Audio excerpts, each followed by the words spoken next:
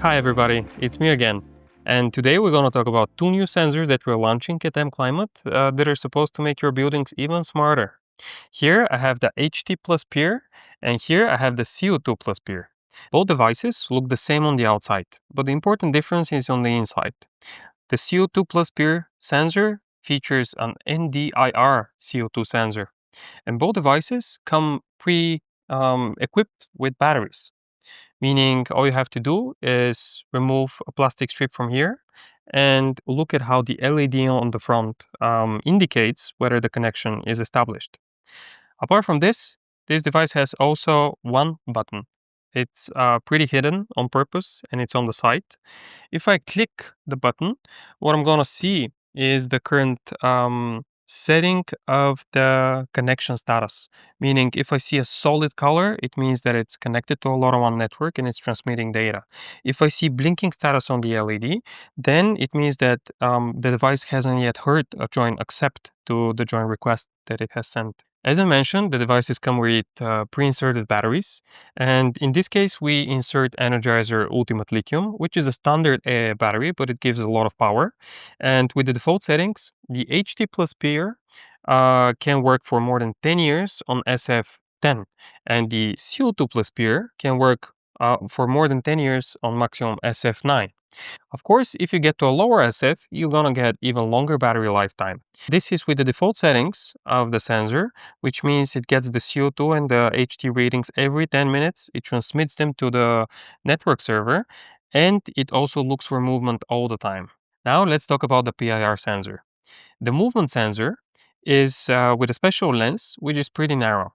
It measures a field of view of 80 degrees with a maximum detection distance of 5 meters, which makes it very suitable for detecting movement in, let's say, meeting rooms. Now, the sensor itself is powered all the time, meaning that if somebody enters the room, you're gonna get an immediate uplink from the device. But then the PIR remains active and starts counting the movements in the room, which can give you a pretty good accuracy of how busy an area is. So what you would expect is if it's a first movement, you're gonna get an uplink immediately. Then in a configurable setting, which you can configure, you're gonna get the next uplink by default in 10 minutes, but you're gonna get the total count of movements that the sensor has detected over those 10 minutes. Then 10 minutes after, you're gonna get another count.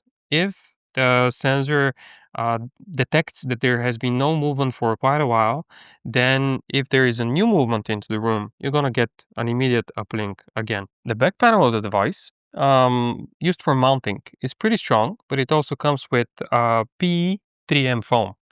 It is a double-sided tape, which is a little bit squishy in the middle, which makes it suitable for mounting it even on rough surfaces. But you can mount the device on a wall or on the ceiling, wherever you wish. The important part in mounting it on a wall is to ensure the adequate height so that you get whatever field of view of the PIR sensor you want. On the back panel, you're also going to see the regulatory information, but what's important is the QR code with the serial number of the device. But once you mount it, you're not going to be able to see it. Of course, on the inside of the device, you're going to find another QR code which has the same content. It is the serial number. But we have intentionally made it so that it remains hidden in the installations themselves. Once you power on the device and see the LED, which is going to show you the status of the LoRaWAN connection, once you put this on the wall with screws on dowels or with the 3M foam, all you have to do is simply put the device on the mounting plate. Once you click the device on the mounting plate, the last step is to put a small screw right in this hole here to secure it and to make sure that nobody can get it off the wall. The last thing I like to do is to remove the protective film on the front so you can get the final look of the sensor.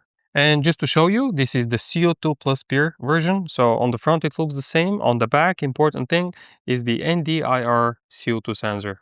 What can you use those devices for? Obviously, the main application is detecting movement. And you can do this pretty accurately. You get an immediate notification when first a movement is detected, and then every keep alive time, you get the amount of movements that have been counted inside this room.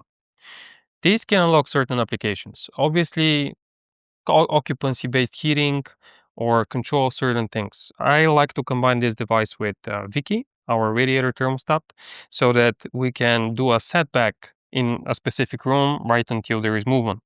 When there is movement, Vicky gets a message, opens the valve, and people start feeling the warmth. Another option that I like personally is demand-driven ventilation. If you use the CO2 plus PIR sensor, you get the CO2 readings inside the room, right?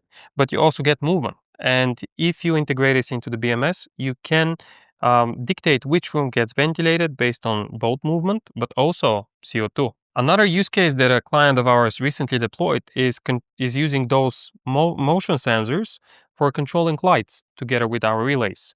And although LoRaWAN is not specifically tailored for super quick communication, it is unlocking a large percent of savings because otherwise all of their lights are on all the time. Last thing about those devices is any other MClimate device, they come with a European guarantee, first of all, and second, they have firmware updates over the air, meaning that if we implement new changes in the future, you can get them without actually changing the devices. We have executed more than 200,000 updates over the air over LoRaWAN. So, to summarize, we're launching two new devices. One is called HT+PIR and the other one is called CO2+PIR. The only difference between those is that one of them also measures the CO2 using an NDIR sensor.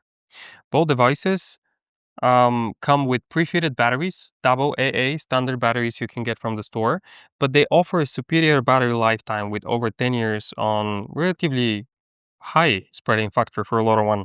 Both devices transmit periodically as you configure them, which by default is 10 minutes. But as soon as they detect movement, they send a message.